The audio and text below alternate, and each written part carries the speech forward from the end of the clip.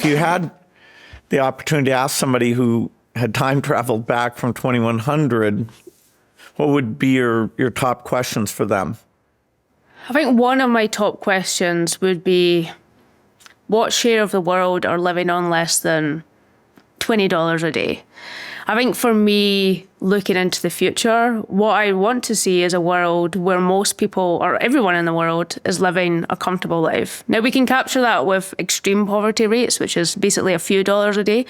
Those poverty lines are extremely low. I'd want to know how many people are able to live on $20 a day or $30 a day, which is kind of the poverty line in rich countries. Now, if low and middle income countries were managing to reach that level of income, I think that would be an amazing achievement. And to me, that would signal several things. I think one, just that question would signal, have we made progress on health, agriculture, poverty? Because I think all of those issues are linked. I think you have, in countries where incomes are, most people are above the poverty line, you have generally good health outcomes. You probably also have really productive agriculture. And I think it would also tell you something about how well we had tackled environmental problems. Like if that was the case, then my assumption would be that climate change hadn't had extremely devastating impacts where agriculture was ruined and health outcomes were really poor and people were plunged into poverty. So I think if I was able to ask one question, that's what it would be.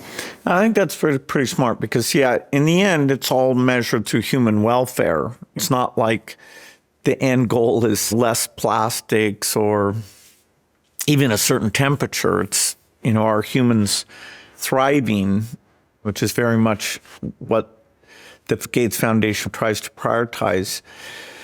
I have to say, if I met this person, I'd sort of want to say, how are you generating energy? Is fusion or fission or some unexpected thing?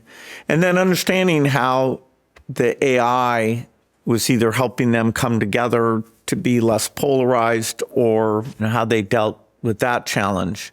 But you're right, the report card isn't the tactics, it's the quality of life.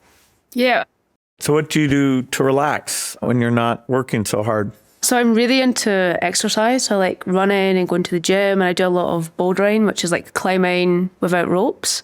I think for me, exercise is really key. I think the caveat there is that often I'm still a little bit working. I think often when I'm running, I'm getting really good ideas. And like often I'll think through an article that I'm writing while I'm running. But I guess for me, it's a good idea generation tool. So I think for me, like sport is a big thing. How about you? For me, it's tennis and then pickleball. I probably should do more running or exercise things. I do some of that, but tennis is a lot of fun. I have a lot of friends that's a healthy activity and a good distraction from work. Subscribe to Unconfuse Me wherever you listen to podcasts.